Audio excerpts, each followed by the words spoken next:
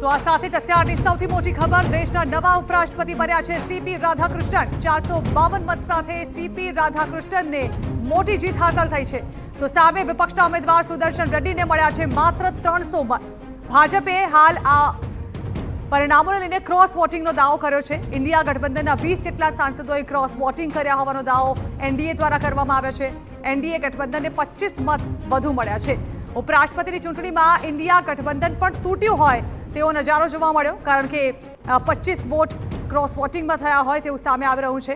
NDA ઉમેદવાર CP Radhakrishnan હવે બન્યા છે નવા ઉપરાષ્ટ્રપતિ।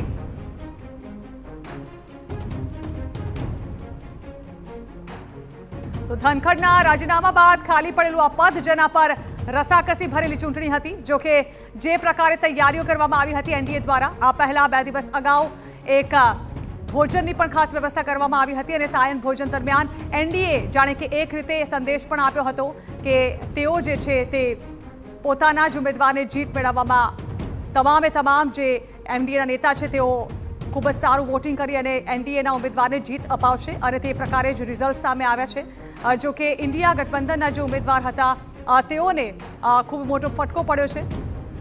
300 વોટ તેઓને મળ્યા છે અને એનડીએના ઉમેદવાર તેઓ નવા ઉપરાષ્ટ્રપતિ તરીકે ચૂંટાઈ આવ્યા છે।